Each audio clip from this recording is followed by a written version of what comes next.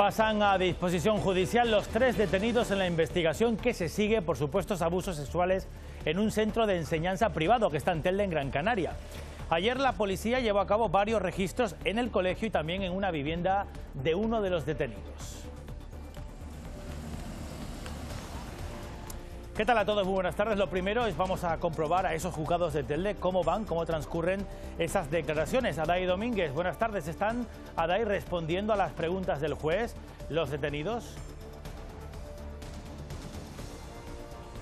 Sí, buenas tardes, Paco Luis. Pues 2 de los 3 detenidos han decidido cambiar de opinión a última hora porque su intención era acogerse a su derecho a no declarar, como ya hicieron en el día de ayer en sede policial, pero según fuentes cercanas al caso han cambiado de opinión porque dicen no tienen nada que ocultar y efectivamente están respondiendo a las preguntas del juez.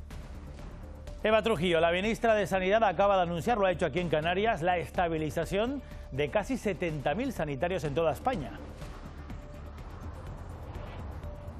Sí, un acuerdo histórico del Servicio Nacional de Salud entre comunidades autónomas y el Ministerio de Sanidad que, como bien dices, va a permitir estabilizar a 67.000 personas sanitarias de toda España, de las cuales 12.000 serán de aquí, de Canarias. La excelentísima señora doña María Farnés Martínez Cipolla puede firmar el acta de toma de posesión. María Farnés es la nueva fiscal superior de Canarias. La hasta ahora fiscal jefa de Santa Cruz de Tenerife ha estado al frente de investigaciones como el caso Las Teresitas o el caso Reparos. Desde hoy ocupa la vacante que dejó Luis del Río al frente de la Fiscalía Superior Canaria. Las partículas radioactivas del accidente de Chernóbil llegaron hasta Canarias a través de la calima.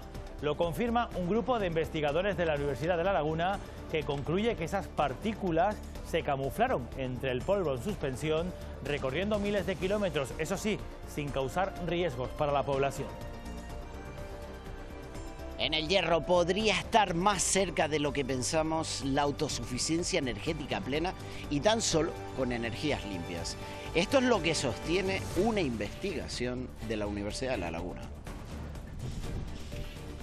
Hoy les proponemos un plan de fin de semana, viajando a las zonas más verdes que han dejado las últimas lluvias, desde Adeje en Tenerife, pasando por el Risco de Famara, en Lanzarote, o también parada en la isla más seca, Fuerteventura, donde ahora las gavias se llenan de agua para seguir coloreando de verde los campos, por ejemplo, de Antigua.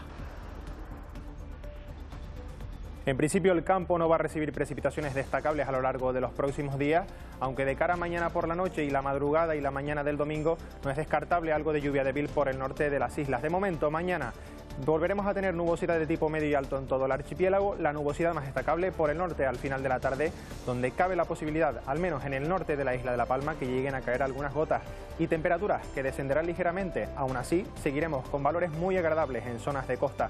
Como siempre, ampliamos todos los detalles en el espacio del tiempo.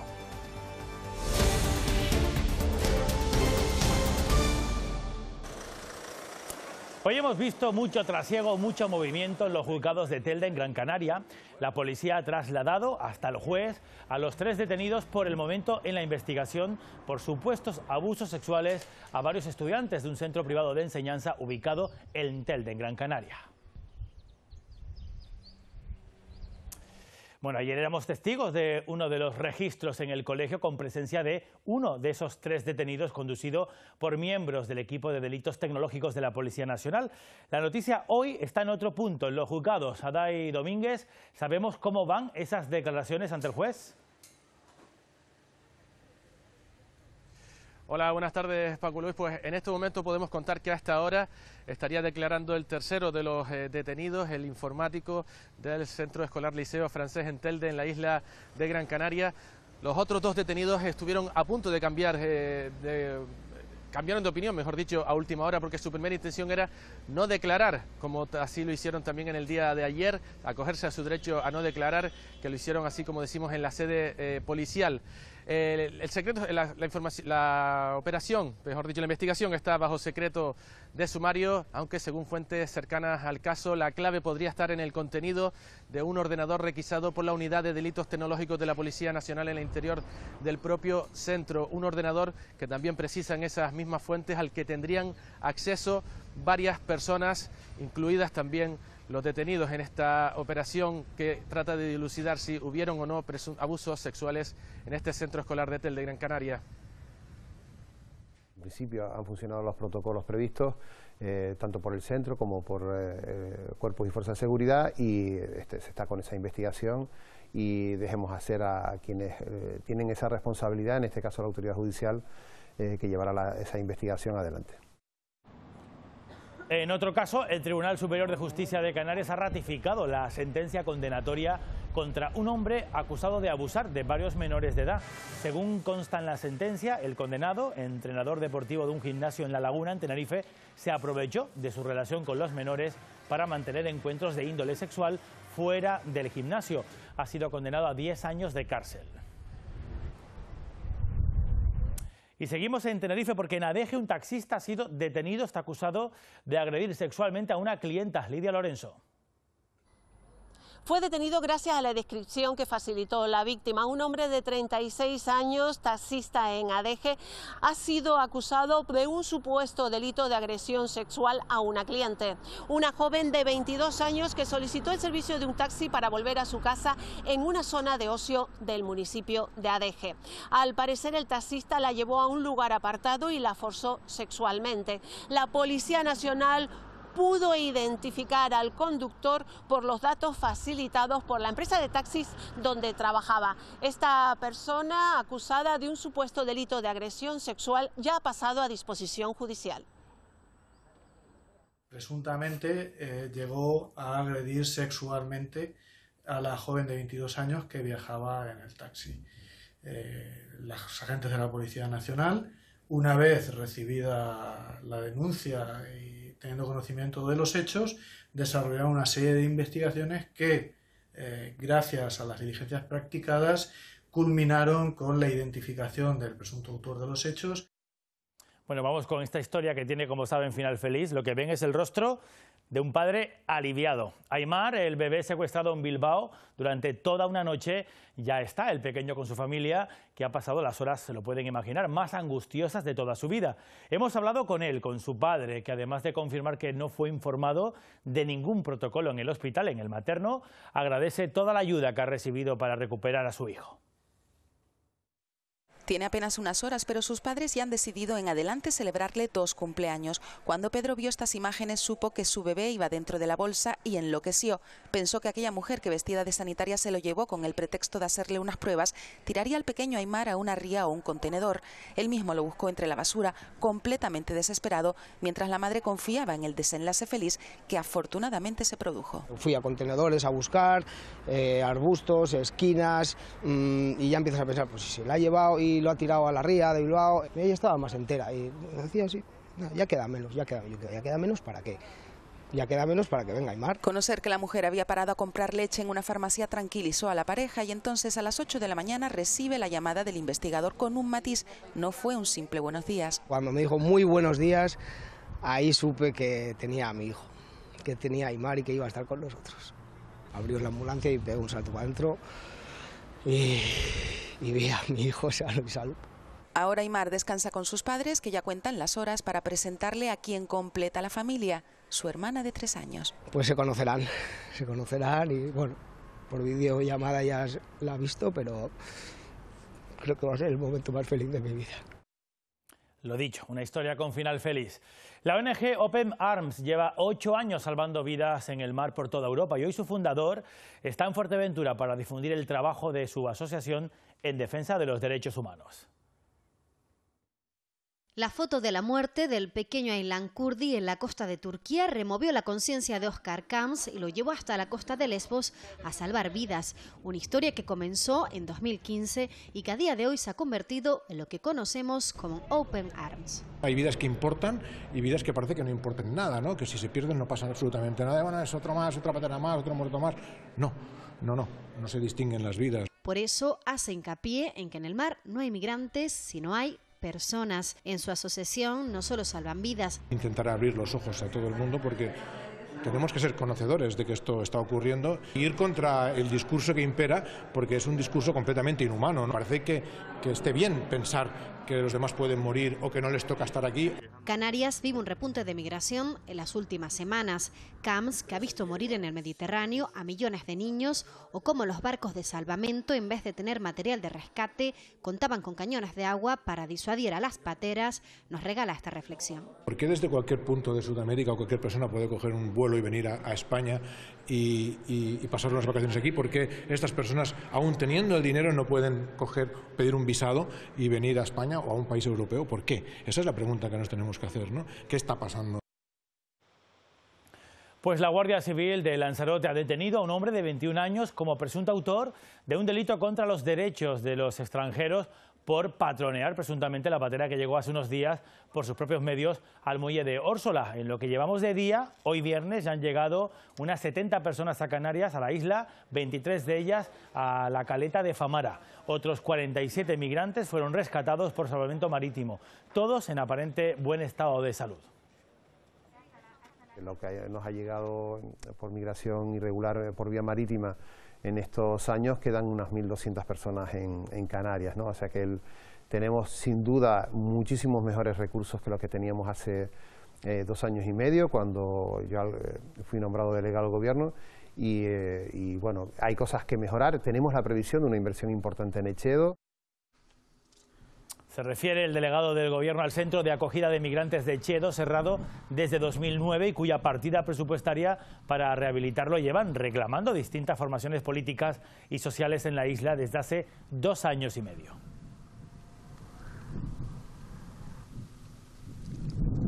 La hasta ahora fiscal jefa de Santa Cruz de Tenerife, María Farnés Martínez, acaba de tomar posesión, Óscar Herrera, como nueva fiscal superior de Canarias. Óscar. Sí, de hecho es la primera mujer que se convierte en fiscal superior de Canarias. Las últimas palabras de su discurso, María Farnés las ha dedicado a sus colegas, a las mujeres fiscales de Afganistán, que dice están ahora escondidas porque temen por su vida. Antes se ha comprometido a luchar contra los delitos de odio en las redes sociales, a proteger los derechos de los niños y, muy importante, ha hecho una denuncia. Asegura que en Canarias ahora mismo no hay suficientes medios para combatir el blanqueo de capitales. La investigación de delitos de blanqueo de capitales son fundamentales para acabar con mafias. O sea, no podemos acabar con mafias si no las ahogamos económicamente. Lo que pasa que es cierto que la Fiscalía necesita expertos de fuera, de Hacienda, de intervención del Estado, que echen una mano en aquellos conocimientos que no son propios de nuestra formación, ¿no? Entonces es una de las ideas que tengo, intentar crear alguna especie de protocolos y tal, que no sea todo Madrid y Barcelona, sino que podamos también tenerlo en las Islas Canarias. Licenciada en Derecho por la UNED y diplomada en Derecho Catalán, María Farnés recala en la Fiscalía de la Audiencia Provincial de Santa Cruz de Tenerife en 1987, donde comienza a subir peldaños en su escalera profesional. Fiscal, coordinadora, teniente y desde septiembre de 2020, jefa de la Fiscalía. Como fiscal, Farnés lideró desde 2004 actuaciones contra una red de estafadores en un caso de multipropiedad en Granadilla de Abona con 300 perjudicados. Su caso más mediático, el de las Teresitas. En el engaño que ha culminado, señoría, con el mayor perjuicio a las arcas de este municipio que se ha producido en toda su historia. Su trabajo resultó fundamental para poner entre rejas a empresarios implicados y al exalcalde de Santa Cruz de Tenerife, Miguel Serolo. Caso Carreteras, Fórum Filatélico, el caso Grúas o el de Reparos, en el que sigue investigado el exalcalde de La Laguna, Fernando Clavijo, también han pasado por las manos de Farnés, la primera mujer en ocupar el cargo de fiscal superior de Canarias. Un acto al que ha asistido el nuevo fiscal general del Estado, Álvaro García Ortiz, que ha tomado posición hace apenas 1 mes y medio. En su alocución ha recordado a todos los fiscales del país que es su deber moral y legal proteger los derechos de aquellas personas que en situación de vulnerabilidad llegan a España procedentes de otros países. Mes y medio después de asumir la Fiscalía General del Estado, Álvaro García Ortiz distingue entre objetivos a largo plazo, como la protección de los vulnerables, y objetivos más inmediatos, como un cambio de modelo procesal que modificará los roles, dando a los fiscales otras potestades. García Ortiz entiende que el modelo no va con los tiempos actuales. Está obsoleto, es el único que se mantiene en toda Europa y viene de una ley parcheada desde el siglo XIX. Somos conscientes y conocemos mejor cómo se investiga, de qué forma se investiga y qué pruebas hay que llevar a un tribunal. Otra cuestión importante es la negociación del Consejo General del Poder Judicial. El fiscal general se muestra prudente y cree que la pelota está en el tejado de los grupos parlamentarios. Hay que dejar que los negociadores, que los grupos parlamentarios, que son quienes técnicamente están negociando, lleguen o no lleguen a un acuerdo y después sentarse. Y con leyes específicas como la del solo sí es sí, que ha modificado los tipos penales, el fiscal advierte que hay que examinar el efecto que producen esas modificaciones para ver si hay que adaptar criterios. En el caso de que fuera necesario que la Fiscalía dictara algún tipo de instrucción o circular o tuviéramos que adoptar criterios generales, lo haríamos. Pero de momento estamos viendo cómo puede afectar esta modificación. En cualquier caso, el fiscal se muestra partidario de maximizar los instrumentos que consigan para poder proteger a las víctimas, el principal objetivo de la Fiscalía. En Gran Canaria se ha suspendido el tercer Congreso Estatal Mujeres y Deporte debido, según la organización, a la censura impuesta por el Cabildo de Gran Canaria, que pidió que se retirase del programa una mesa redonda donde se hablaba sobre las mujeres trans en el deporte. El Cabildo, por su parte, asegura que defiende la libertad y que apoya el debate desde el respeto a la ley trans canaria. Según lo que podemos leer en su borrador, la ley trans deja en manos de terceros la participación de las personas transgénero en competiciones deportivas y era precisamente este uno de los puntos a debatir. El núcleo de la cuestión eran las categorías deportivas femeninas y se iba a abordar la participación de las personas trans en el deporte. Si no contamos todo esto y contamos los datos, los estudios y lo que se está trabajando, no podemos llegar a que realmente haya una situación en la que ambas partes se vean beneficiadas. La organización asegura que propuso incorporar a otros ponentes, pero que el Cabildo no estuvo conforme. Y ante esa negativa no nos queda otro remedio que cancelar el Congreso. Los colectivos feministas denuncian censura por parte de la corporación. Generar, como hacen muchos otros colectivos, otros espacios en los que se habla de otra manera. No pasa nada. Pero tú no puedes censurar ni cancelar la voz de las mujeres. El presidente del Cabildo asegura que desde la corporación nunca se ha censurado ningún acto vinculado a colectivos LGTBI y la consejera de Igualdad subraya que las instituciones públicas deben velar para evitar situaciones en las que se fomenten la discriminación y la transfobia, algo que también defiende la coordinadora general de su partido Unidas Podemos. A quienes siguen intentando generar odio en redes o con mesas temáticas como en este sentido, lo que le podemos decir es que aquí no hay censura, aquí lo que hay es derechos humanos, respeto a todas las personas. La ley trans se encuentra ahora mismo siendo debatida en el Congreso de los Diputados. En Canarias está aprobada una ley similar a la que se debate a nivel nacional. La norma canaria reconoce la autodeterminación de género y tratamientos hormonales para menores de 16 años. Contempla el cambio de sexo en el registro civil, algo que no puede llevar a cabo hasta que se apruebe la norma estatal por falta de competencias autonómicas en este sentido. Este viernes entra en vigor otra ley, la de memoria democrática. A partir de ahora el régimen franquista y también sus tribunales son ilegales. El Estado va a buscar a los desaparecidos durante la Guerra Civil y la dictadura. 18, señorías, queda definitivamente aprobado por las Cortes Generales el proyecto de ley de memoria democrática. Era el momento en el que la ley de memoria democrática se aprobaba en el Senado. Desde este viernes entra en vigor y por primera vez el régimen franquista se declara ilegal. Muy contenta porque es por lo que he luchado, porque esto se sepa, porque esto estaba oculto. Pino ha dedicado media vida a buscar a su padre, fusilado en 1937. Desde este día es oficialmente una víctima. Mendigando en las administraciones para que nos abrieran los pozos. Mendigando que sí, y en contra. ¿Estás segura? ¿Estás segura? ¿Cómo que no voy a estar segura? Una lucha que a partir de este momento cobra más sentido que nunca. El Estado será ahora el encargado de buscar a los desaparecidos. Y ahora esto ya no tiene parada.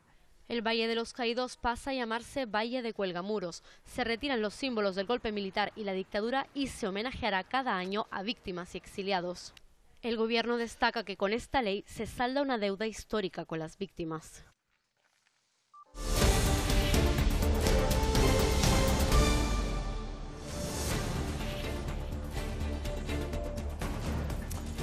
Más de 12.000 trabajadores sanitarios de Canarias, Eva Trujillo, van a ser fijos su puesto de trabajo en algunos casos después de, Eva, muchos años encadenando contratos. Sí, es un acuerdo histórico conocido hoy en la visita que realizaba la ministra Carolina Darias a este hospital universitario de Canarias, pero antes nos anunciaba la renovación de 10 equipos de alta tecnología que va a tener una inversión de 11 millones de euros y que va a mejorar la capacidad diagnóstica y preventiva de unidades tan importantes como la oncología y la cardiología. Son fondos procedentes de la Unión Europea. También la ministra junto al presidente del gobierno visitaban la renovación de un edificio en este centro hospitalario que llevaba 15 años cerrados y que aumenta la capacidad de camas en 88. Como bien decías, anunciaba ese acuerdo unánime entre comunidades autónomas y ministerio que va a permitir la estabilización de unos 67.000 empleados sanitarios, de los cuales 12.000 son de aquí, de las islas. Poner coto a la temporalidad. Con esas palabras anunciaba la ministra de Sanidad, Carolina Darias, que la Comisión de Recursos Humanos del Servicio Nacional de Salud aprobaba los criterios para la estabilización del personal sanitario. Acuerdo por unanimidad de todos los criterios comunes para el proceso de estabilización de más de 67.000 plazas en el Sistema Nacional de Salud, que en Canarias va a suponer en torno a unas 12.000 o más de 12.000 plazas. Acabar con esa concatenación de contratos que venían desarrollando nuestros profesionales sanitarios durante tanto tiempo. El actual Gobierno de Canarias ha implementado más de 7.000 las personas que en estos años han llegado al ámbito sanitario.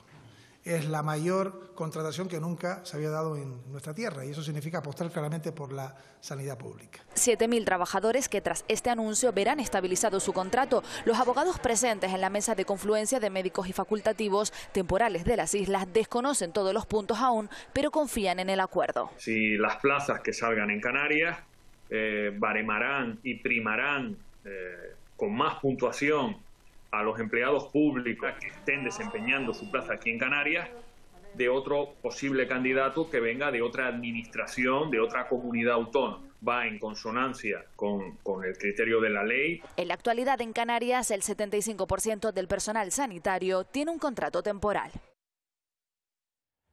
También la ministra de Sanidad anunciaba que la Comisión de Salud Pública da luz verde para incorporar en el calendario de vacunas la del papiloma humano en los niños de 12 años. Hasta ahora solo era administrada en las niñas. A Canarias se plantea administrarla a partir ya de este próximo año. Nosotros, en principio, nuestro planteamiento es que durante el año 23 podamos empezar ya la vacunación del papiloma humano a ese colectivo de niños. Nuestra previsión es hacerlo en el año 23. A las que se determinen en la Comisión de Salud Pública, que en este caso son los menores de 12 años. Seguimos hablando de sanidad porque 360.000 canarios sufren dolor crónico no oncológico. La mayoría tiene cefalea, fibromialgia, artritis o artrosis. Y solamente un 40%, 42% de ellos tiene reconocida su discapacidad con una protección social. Hoy el Servicio Canario de la Salud ha presentado su estrategia para abordar este problema de salud, el del dolor. Uno de los grandes avances va a ser la participación activa de los pacientes. El reto, según los afectados, es el diagnóstico precoz del dolor crónico que causa un gran impacto en el ámbito personal y también social. Todo esto afecta en la vida de las personas y cuando dilatamos mucho en el tiempo tratar el dolor, lo que pasa es que se queda con nosotros. Y vivir con dolor también requiere de un aprendizaje. Cuando empiezas a estar enfermo o tienes dolor, yo tengo dolor desde hace 40 años y aprendes a vivir con él, pero lleva un proceso, no tenemos los pacientes una tecla. En lo que respecta al colapso vivido en las últimas horas en las urgencias del Hospital Dr. Negrín de Gran Canaria, con una cantidad de pacientes elevada que llevó a desbordar los pasillos, Sanidad ha reconocido que hay ese pico asistencial asociado, dice, a un incremento de la demanda y confía en una estabilización del servicio. Que el servicio se vaya, por decirlo de alguna manera, estabilizando y que esos picos que estamos teniendo y que no están asociados a nada en particular, sino a un incremento de la demanda, estamos incrementando profesionales y poniendo dispositivos nuevos para poder incrementar el confort.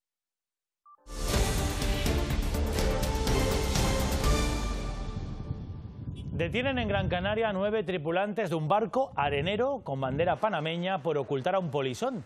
un menor localizado por la policía en el polígono de Arinaga, en el sureste gran canario. Reconoció que los marineros le ayudaron a llegar hasta Canarias desde el Sáhara. El joven ha sido trasladado hasta un centro de menores y no es la primera vez que ocurre lo mismo con este barco. Justo la misma embarcación atracó en el muelle de Santa Cruz de Tenerife con otro inmigrante encubierto en su interior. Desde que empezó la ventanilla única empresarial en la provincia de Santa Cruz de Tenerife, se han creado más de 20.000 empresas. Patricia Santana. Este año se han creado 44 empresas menos que el año pasado a través de la ventanilla única empresarial. La mayoría de esos negocios han nacido aquí, en Santa Cruz de Tenerife. Las mujeres universitarias siguen ganando terreno a la hora de emprender y sus negocios están relacionados sobre todo con el asesoramiento a empresas, la formación o el sector inmobiliario. El Gobierno allana el camino para sus presupuestos de cara al próximo año, los estatales. Hace apenas una hora que ha terminado ese plazo oficial para poder presentar en el Congreso enmiendas a la totalidad de las cuentas del Estado.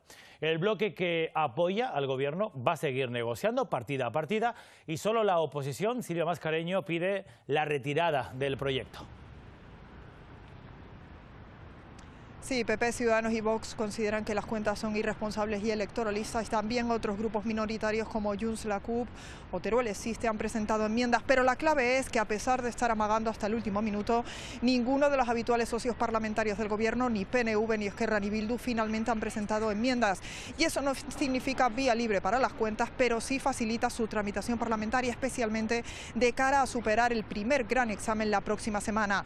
Hay que recordar además que tampoco Coalición Canaria ha presentado enmiendas a la totalidad en un intento de negociar con el Ejecutivo mejoras para la ficha financiera del archipiélago.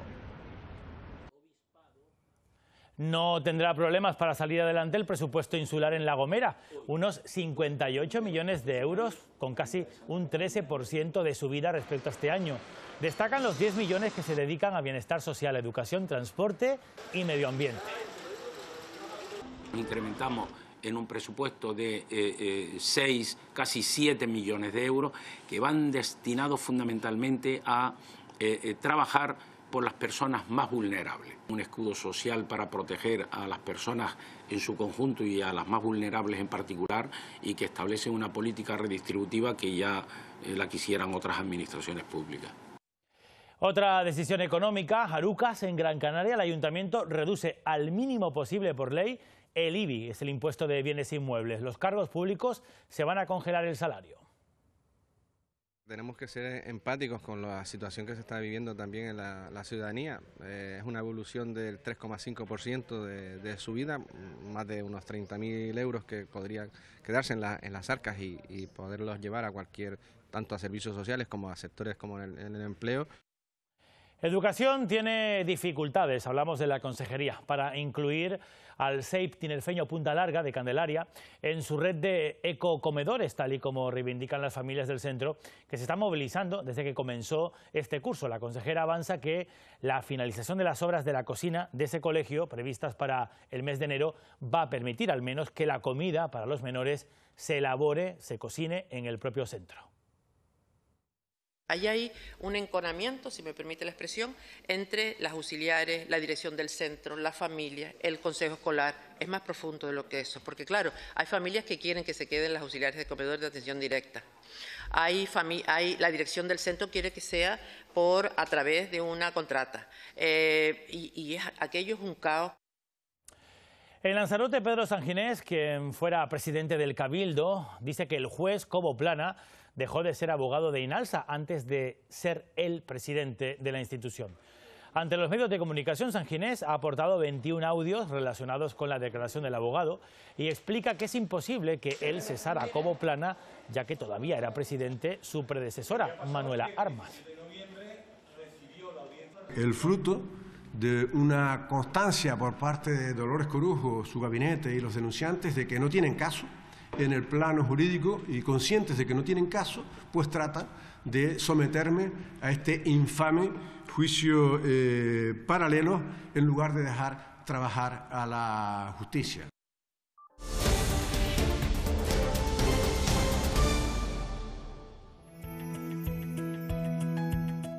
Las lluvias de este otoño, que hemos estrenado hace apenas unas semanas, nos deja este espectáculo visual al que no estamos muy acostumbrados aquí en Canarias.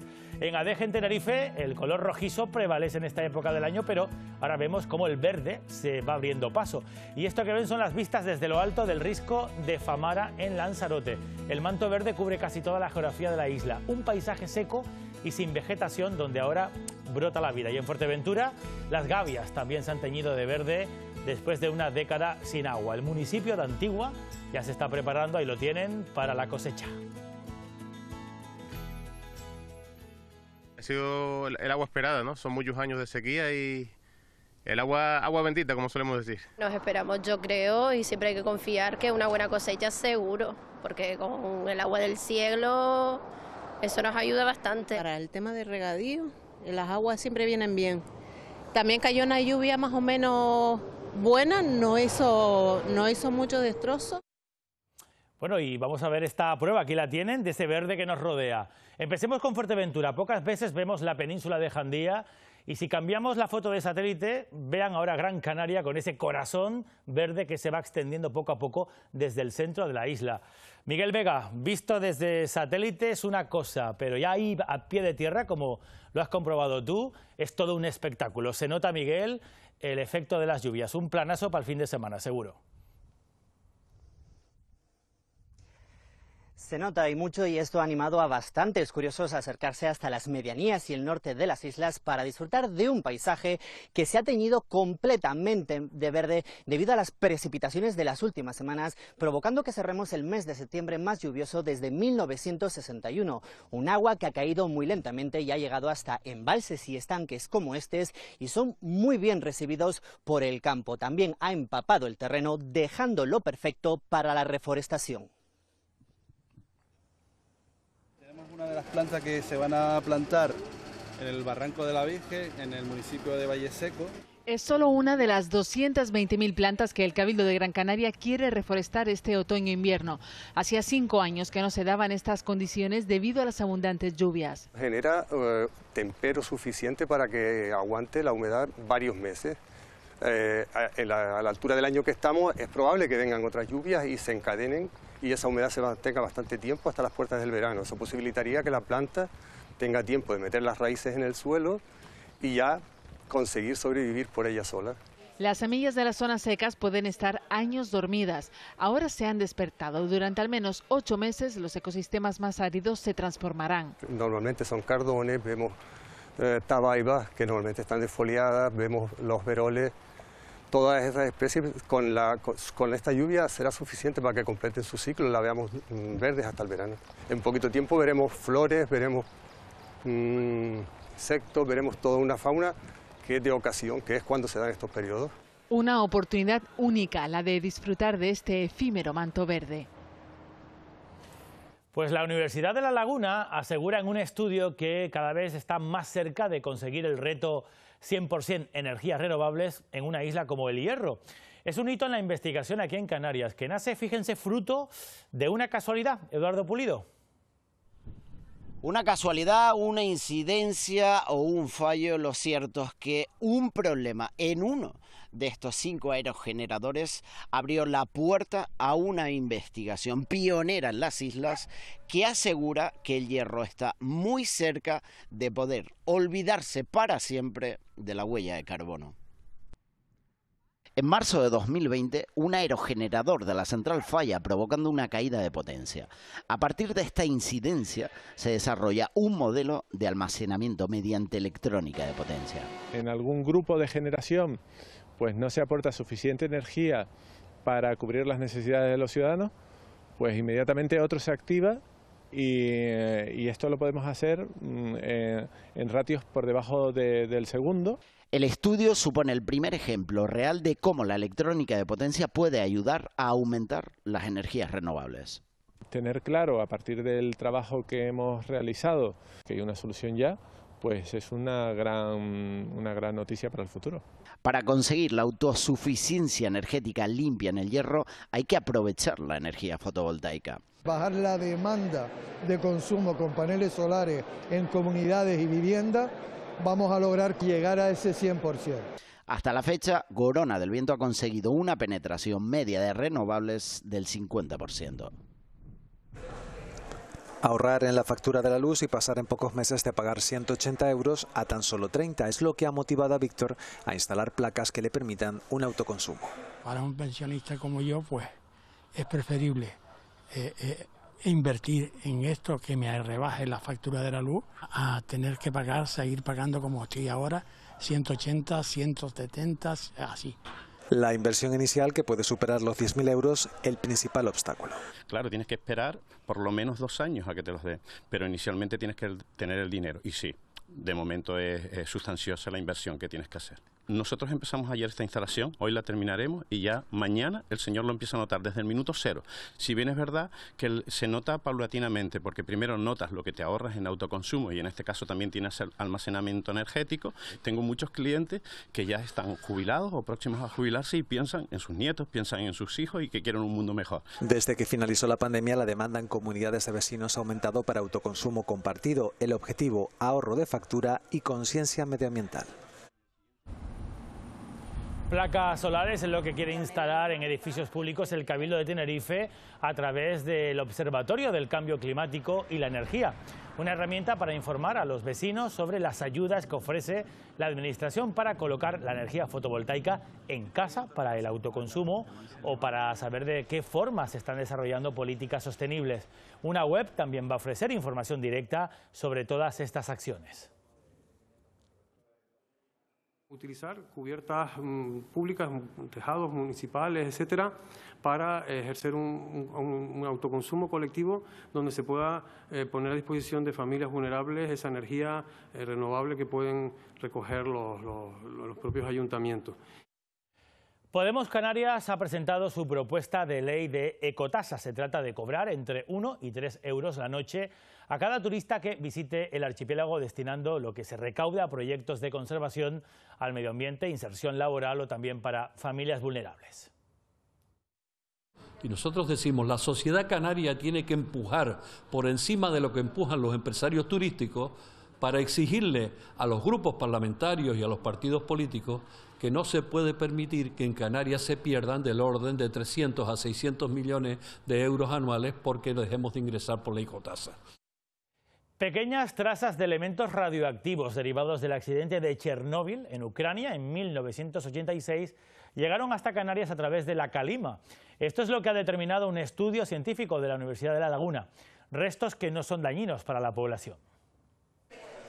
Las partículas radioactivas de Chernóbil han llegado en los últimos años a Canarias en las tormentas de polvo procedentes del Sáhara. Así lo confirma el último trabajo de los científicos del Laboratorio de Física Médica y Radioactividad Ambiental de la Universidad de La Laguna. Un estudio retrospectivo. En el primer estudio en la década de los 90 se detectó cesio 134 y cesio 137 en muestras de suelos de las islas. Por la fecha en la que era, se sospechaba que la fuente principal de este tipo de contaminantes era el accidente de Chernóbil. No se tenía claro cómo había sido ese transporte, ¿no? En este trabajo lo que hemos determinado es de qué manera, por una vía secundaria de resuspensión principalmente de arenas del desierto, es la forma en la que llegó a Canarias. Utilizan captadores de aire de alto flujo para sus análisis y a pesar de las conclusiones no hay riesgo para la salud. Tanto de las muestras de suelos como de aerosoles se presentan en unas concentraciones de actividad muy bajitas a niveles traza que no suponen ningún riesgo para la población canaria. Aquí trabajan cada día, es la Estación de Vigilancia Radiológica Ambiental de Canarias desde los años 90. Somos una estación de referencia, el único laboratorio en Canarias que está acreditado, que se demuestra su competencia técnica y la capacidad que tenemos de emitir resultados válidos. El objetivo más inmediato, ampliar el campo de estudio instalando una bomba de captación de aerosoles en Izaña. Pues de Ucrania viene también un producto muy nuestro, el gofio, que sigue siendo uno de los productos más consumidos en Canarias. Desde hace 2 meses los celíacos pueden incorporarlo a su menú por fin, gracias al primer gofio de trigo sarraceno, un alimento sin gluten, totalmente ecológico, que se fabrica en Ucrania.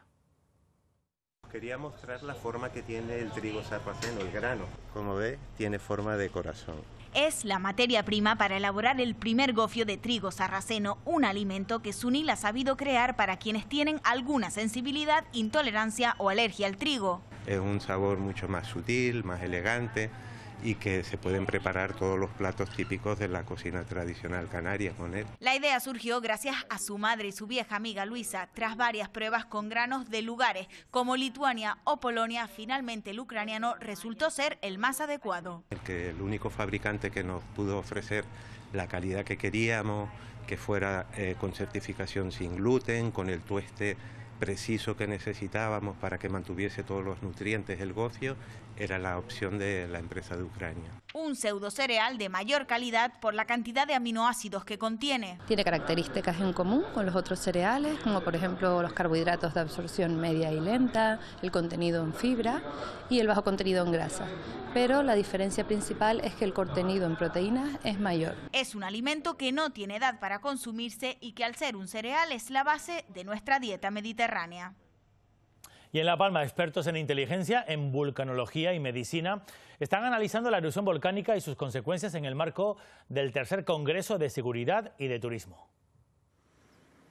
Hoy se ha hablado de la recuperación de la isla desde otra perspectiva. Vamos a intentar que ese efecto negativo que ha generado el volcán con la erupción se vuelva en un factor determinante de nueva competitividad turística para la isla de La Palma.